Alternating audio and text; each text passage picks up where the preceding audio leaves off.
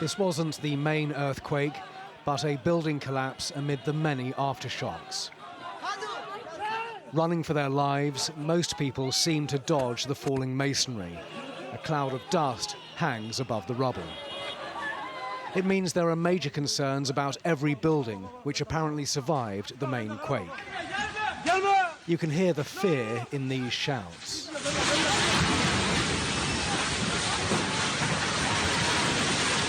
Another block comes down, with 2 cars making a narrow escape.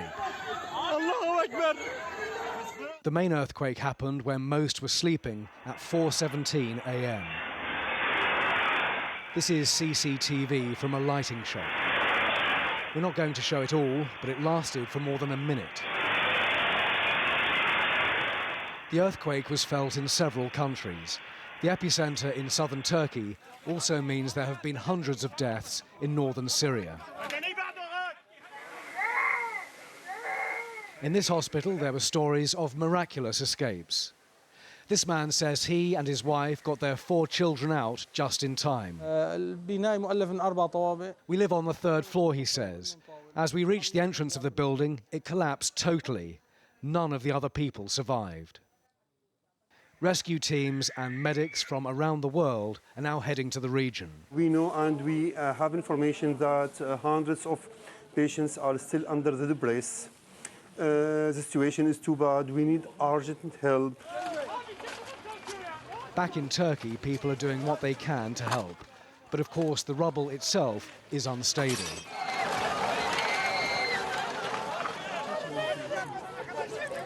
Shock, grief, and relief are everywhere. President Erdogan says offers for help have been received from 45 countries. He says it is impossible to know how many people are trapped, dead or alive. The first wave of help from Britain will include 76 rescue specialists who will take 4 dogs with them. With a situation like this, of course, timeliness is of the essence. So we have deployed a large search and rescue team with state-of-the-art life-saving equipment. They will be deploying to Turkey very soon. They should be leaving today and deploying soon as they arrive. Those being pulled out are the lucky few. Many hundreds didn't stand a chance. Where to house survivors is another issue. Where is safe? Is anywhere safe? This tower block is standing, somehow.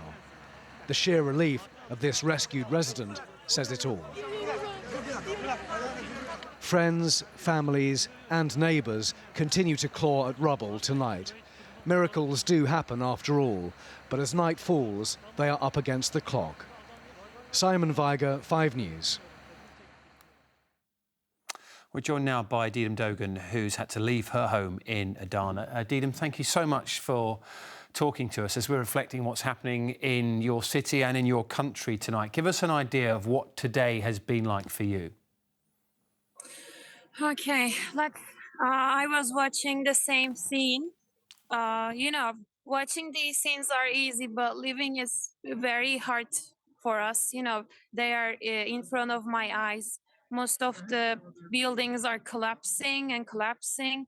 Today was very hard for me because, I feel stressed, I feel tired, and I was hopeless because, people are rushing to go somewhere, but we really don't know where to go. We're just running and trying to save other people's life, but we are not capable of saving everyone's life. So it's very sad moment for us. I cried all day today. Still now I'm in one of the central parks in Adana, and it's very cold.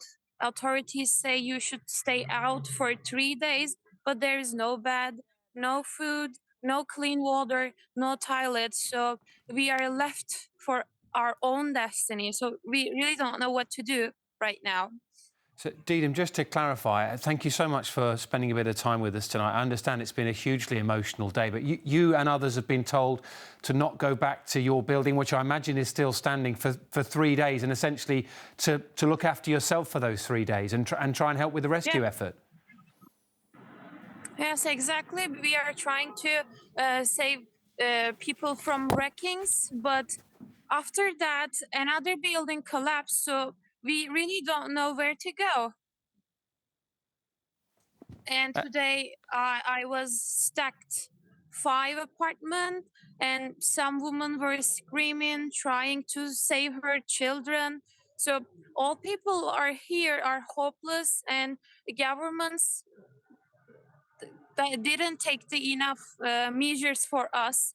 We are waiting. We are waiting. Some here is a Communist Party of Turkey, and they are giving soup mm, for the people. And this is the all food that we can have for today. And now it's very cold outside. Sometimes it's snowing, mm. raining. We don't have coat, brackets. I don't know what's really gonna happen next. Didem, we can see some pictures as well while we're talking to you of what's happening in your city live at the moment. You can see this huge rescue operation ongoing at the moment, as it is in other parts of Turkey, desperately looking for survivors, obviously trying to listen really carefully to anybody who might be screaming or talking or trying to communicate under this rubble, and trying to remove some of that huge weight of brick and construction that is on top of what we believe to be hundreds of people stuck under many of these buildings. What is it like for you now and for others? I mean, what are the conversations that you are having? Are people still in shock at what they have seen today? It's a weird feeling, I guess, because this is the first time that I experienced something like that.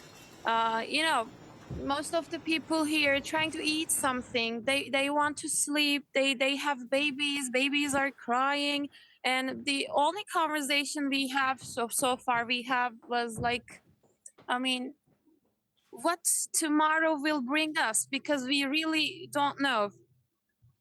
We are not sure anything for now, and authorities don't say anything for us. It's like we are trapped on a desert island and we are here. Well, Didem, please do take care of yourself. Thank you so much for talking to us on 5 News, and hopefully we'll catch up with you Sure, later in the goodbye. week as well. Of course, goodbye.